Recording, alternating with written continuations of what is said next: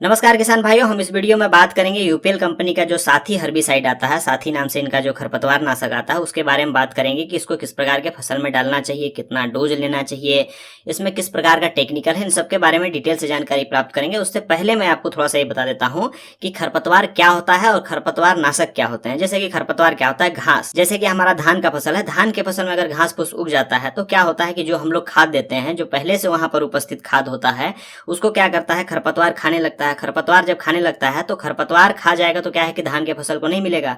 धान के फसल को जब खाद नहीं मिलेगा तो धान के फसल के ठीक से बढ़वार नहीं होती है। पहला नुकसान ये होता है। दूसरा नुकसान ये होता है किसान भाइयों कि जब खाद को खाएगा खरपतवार, घास खाएगा तो घास की जो वृद्धि तो तेजी से हो जाएगा। जब वह बढ़ जाएगा तेजी से, उसकी वहां तादाद अधिक हो जाएगी, उसका जो है जनसंख्या घनत्व ज्यादा हो जाएगा, तो क्या होगा कि वो धान की जो फसल होती है, धान की फसल को दबा देता है, बढ़ने नहीं देता है। तो दो नुकसान होता है। पहला तो ये होता है कि खाद खा जाता है, खाद खाने की वजह से धान की फसल को खाद नहीं मिलती है, धान का फसल धीरे धीरे जो है कमजोर हो जाता है। और जो खरपतवार होते हैं, जो घास होते हैं, उसको तेजी से खाद मिलता है, वो बढ़ जाता है, बढ़ने के बाद वो उसको दबा देता है।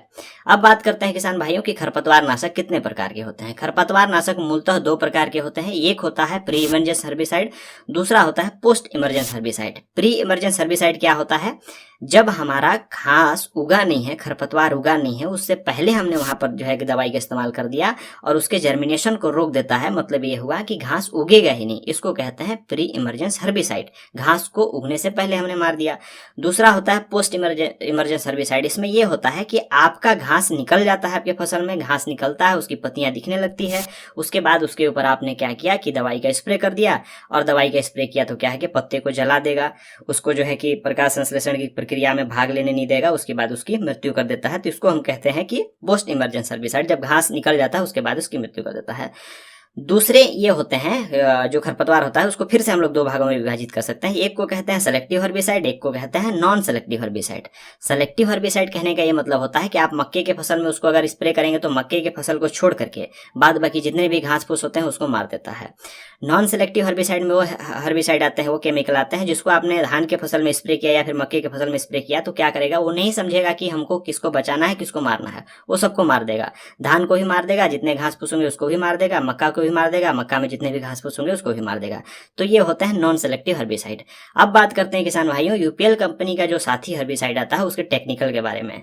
किसान भाई इसमें पायरोजो सल्फ्यूरान इथाइल 10% आता है और ये WP फॉर्म में है, वेटेबल पाउडर के फॉर्म में है। जब इस पैकेट को कट करेंगे, ओपन करेंगे तो देखेंगे जो दवाई है वो पाउडर के फॉर्म में आपको दिखाई देगा। अब बात करते हैं कि इसकी डोज हमको प्रति एकड़ कितनी लेनी है। तो डोज आपको क्या करना है किसान भाइयों, 180 ग्राम प्रति एकड़ आपको डोज लेनी है। 180 ग्राम आपको क्या करना है, एक टंकी में घोलना है। उसके बाद जिस तरीके से आपको बने आप उसको घोल करके 1 एकड़ में आपको पूरा करना है। 1 एकड़ में आप एक तो टंकी के माध्यम से करें या फिर आपको क्या करें कि डब्बे कटोरी के माध्यम से खेत के जगह जगह स्थान पर गिरा दें। धीरे धीरे वो पानी के माध्यम से फैल जाएगा और जितने भी घास फूस होंगे उसको धीरे धीरे वो मार देगा, उगने नहीं देगा। बेसिकली जो पायरोजो सल्फ्यूरान इथाइल है वो क्या काम करता है, प्री इमरजेंस हर्बिसाइड के रूप में काम करता है। क्या करेगा कि आपके फसल में जो घास फूस उग रहे होंगे, घास फूस को उगने ही नहीं देगा, वहीं पर उसको जो है उसके जर्मिनेशन को रोक देता है, उसको वहीं पर मार देता है। तो बहुत अच्छा हर्बिसाइड है पायरोजो सल्फ्यूरान इथाइल। ये जनरली जो है कि हर कंपनियां बनाती है, लेकिन मैं स्पेशली बात कर रहा हूं जो यूपीएल कंपनी का साथी है उसके बारे में। तो ये हो गई डोज के बारे में किसान भाइयों। अब रही बात किसान भाइयों कि इसको हम अपने फसल में, अपने खेत में कैसे डालें। पहला ये ऑप्शन है आपके पास कि आप जब अपनी पौधरोपण कर रहे हैं तो पौधरोपण करने के जस्ट बाद या उससे पहले, तुरंत पहले क्या करें कि जब DAP आप डालते हैं, खाद डालते हैं, तो उसी खाद में मिक्स करके आपको प्रति एकड़ की दर से डाल देनी है। प्रति एकड़ की दर से कितनी डालनी है, 1 एकड़ में आपको 160 ग्राम आपको DAP या यूरिया जो भी खाद दे रहे हैं उस समय, बेसल डोज दे रहे हैं, उसमें मिक्स करके आप इसको वहां पर डाल दें। दूसरा ये ऑप्शन हो सकता है कि आप स्प्रे करें। जब पौधा आप लगा लेते हैं, पौधरोपण हो जाती है तो आप तुरंत उसका स्प्रे कर दें। तीसरा ये हो सकता है कि आप स्प्रे अगर नहीं कर सकते हैं तो आप क्या करें कि जो है इसको घोल करके एक निश्चित मात्रा पानी में, उसके बाद क्या करें कि आपको खेत में जब पानी भरा रहता है उसी पानी में किनारे किनारे आप डालते जाएं। तो क्या होगा, पानी के माध्यम से पूरी फसल में वो जो है कि मिक्स हो जाएगी, चली जाएगी, पूरा घुल जाएगा वह, और वहां पर किसी भी प्रकार की जो खरपतवार होगी, जो निकलने वाला होगा, उसके जर्मिनेशन को रोक देगा और खरपतवार जो है निकल नहीं पाएगी। रही बात प्राइस की, तो प्राइस आपको 80 ग्राम का जो पैक आता है 250 से 270 रुपए के बीच में आपको मार्केट में आसानी से मिल जाएगा। आप चाहें तो इसको ऑनलाइन भी मंगा सकते हैं, ऑफलाइन भी ले सकते हैं। जहां भी जो है कृषि सेवा केंद्र होते हैं, जहां पर खाद बीज दवाइयां मिलती है, वहां पर जाकर के आप बोलेंगे यूपीएल कंपनी का जो साथी हर्बिसाइड आता है वो मेरे को दे दीजिए, तो आपको आसानी से मिल जाएगा।